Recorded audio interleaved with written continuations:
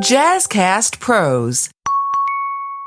What is one of the biggest reasons why you decided to start your own business, whether you're doing it full-time at the moment, building it and using it as a complement to your 9-to-5? What is one of the biggest reasons you could think why you decided to take that leap into entrepreneurship, into solopreneurship, into building a business? I think many of you will answer because you get to build it however the F you want to build it. And so today we're going to be talking about companies that built their businesses for two different ideal employees.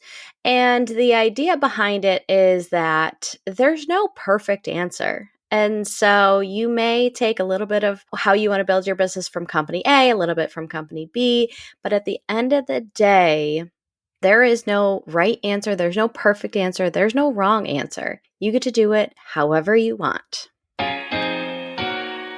Welcome to High Vibe Table Talks, the podcast to help you, the current or aspiring solopreneur, navigate the messy middle so you can make both an income and an impact. Hi, I'm Rashawn, and I love creating safe spaces for women to be courageous in their dreams.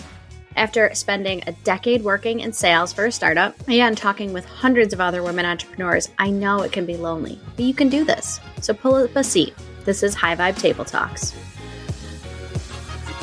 So today we're going to be talking about two different companies. And again, as I have been doing all along in this series, I give a little bit of backstory about the company. Today is going to be two companies. And then what we can pull from this information as solopreneurs.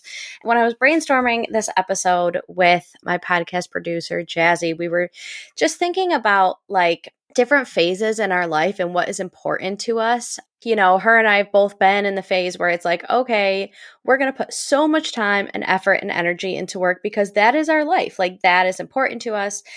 And, right now, I'm in a season that really honors closing my laptop around 2:00 because that's when I can get my daughter from school. And so I'm very much start early, end early.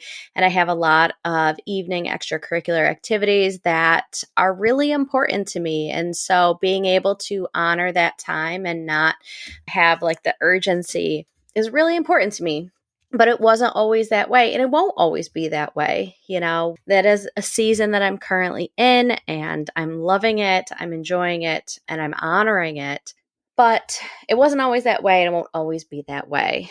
So the first company that we are going to talk about is a company that you are all very familiar with, and the company is Google. Google obviously is a massive tech company, started in Silicon Valley, and the idea behind their work culture is that it creates a very campus style workplace. And so what you can expect when you get there are gourmet meals that you can have. There are gyms there on campus. There are places for you to go and nap. They do your laundry for you. There are some offices where you can bring your dogs. And so it's an office full of dogs. Who doesn't want that?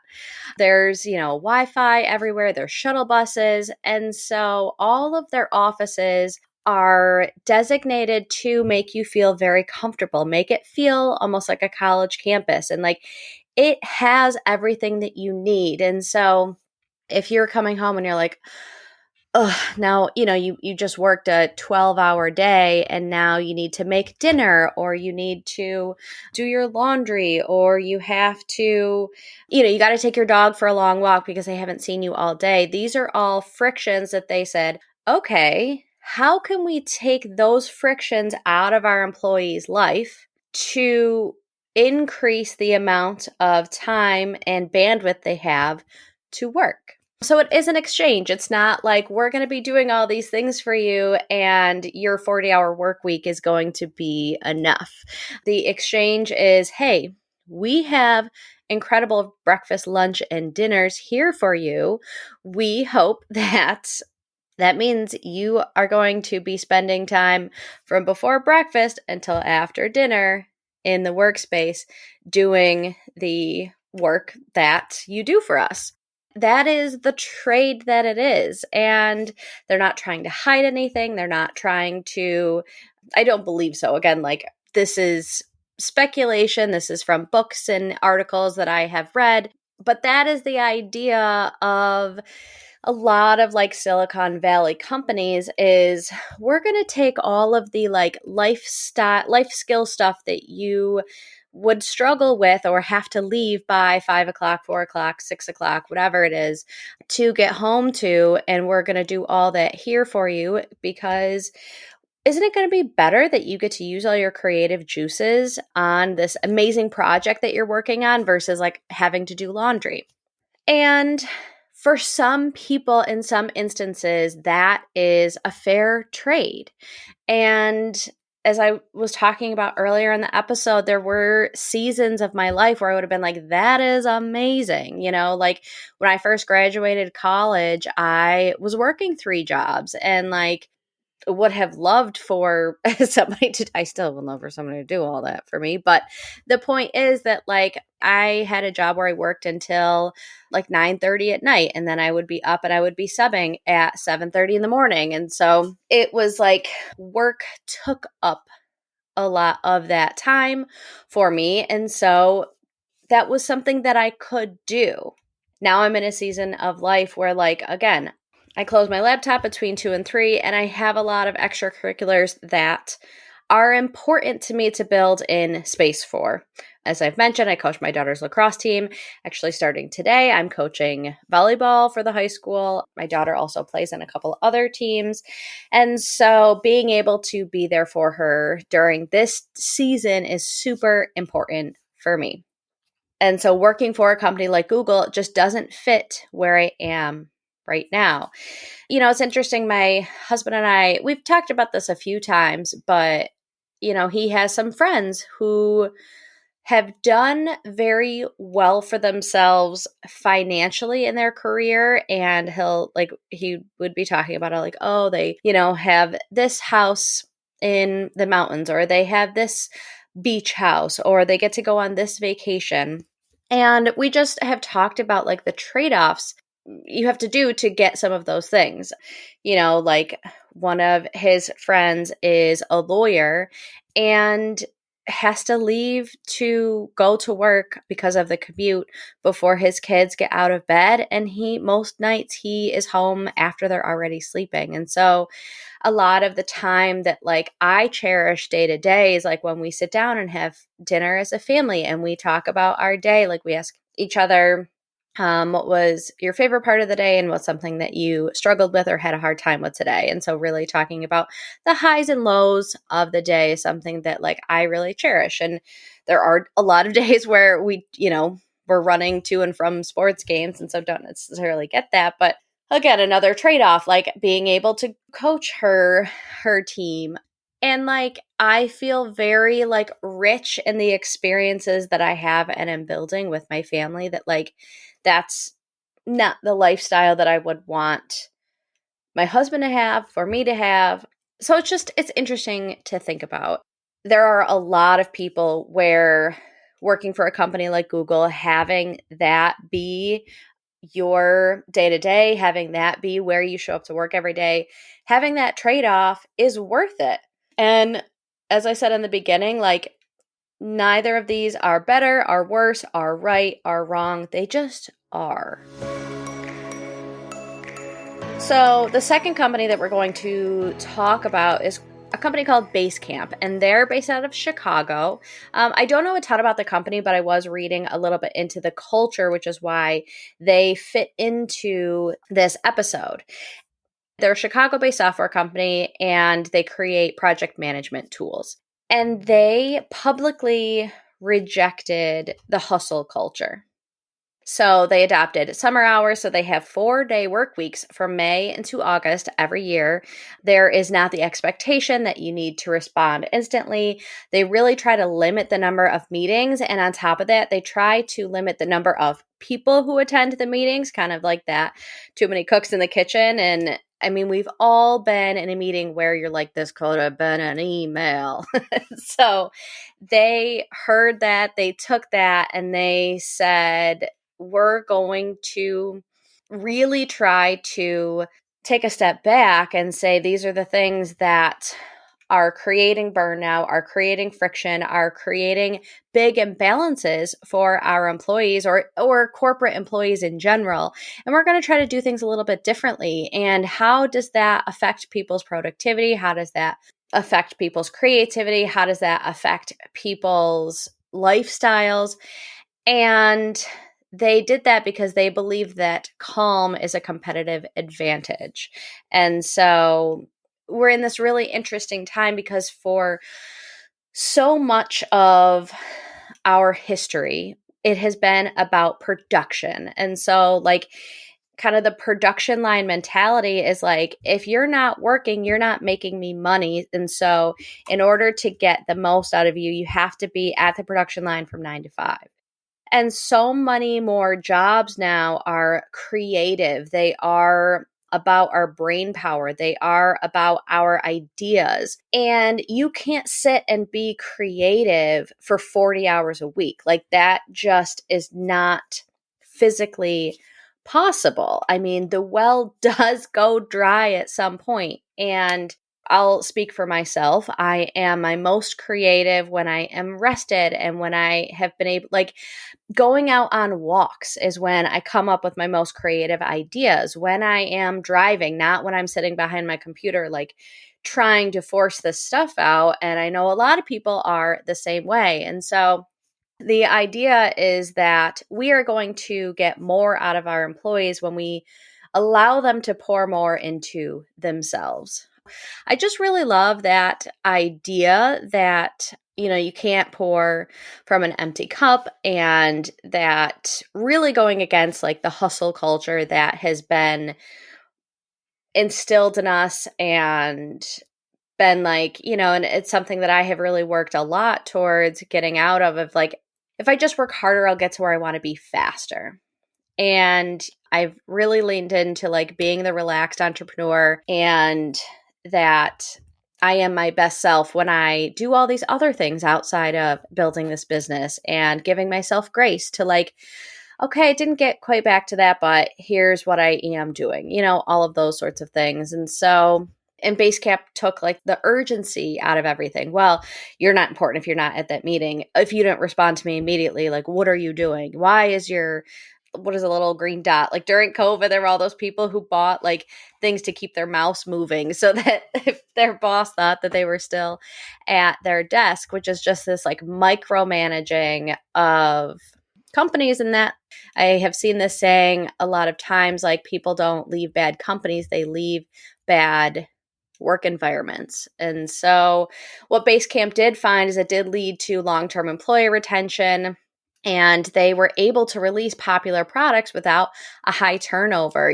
There's so many times where you're like working on this project, and a company may ask you to do more with less. And then you get to the point where there's that release, or the project is over, or it's almost over, and you just have nothing left. And you have a big turnover. You have a lot of people leave, and it really costs companies a lot of money to hire.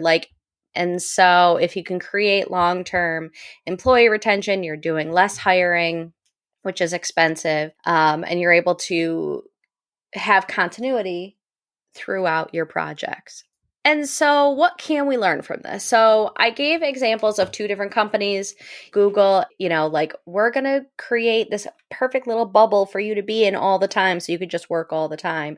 And not saying they didn't build in space for rest, and they have nap pods and things like that. But the point is that they did all those things on campus so that you are here to continue to be creative for the company. Whereas Basecamp was like, go out into the world, like, live your life. This isn't brain surgery. Like, if you don't get back to the email right away, we'll be okay.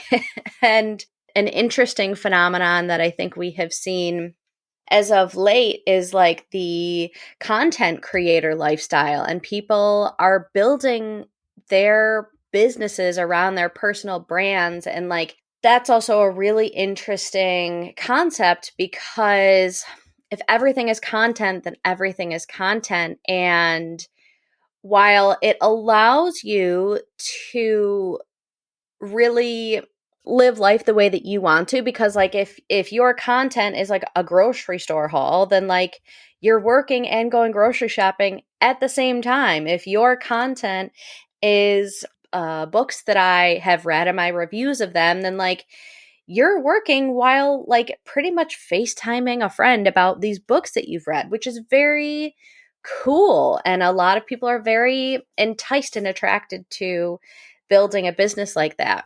And we have also seen the other side of it, where if that is your brand and you do something that, you know, like the cancel culture is like, oh, I didn't like that, you lose your brand immediately. And so there's that side. We have also seen like, I don't know if anybody watched that Ruby Frankie documentary, and just a lot of the psychological stuff that has come out around family vloggers and the impact it has had on the children and what the parents force these kids to do, and how what ultimately starts out as like sharing their life and creating wonderful experiences for these children becomes like work and becomes abusive and taking away all the joy that is like a childhood going on something like a Disney trip. Again, they have these creator houses in places like LA.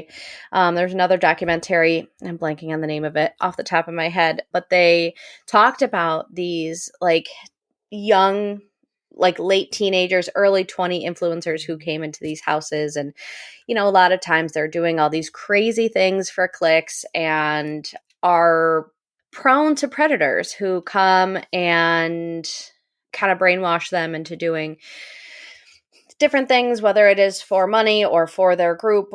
And so again, like it can be really cool because like, look at this amazing thing that I have access to, and this like creative hub that I am able to tap into.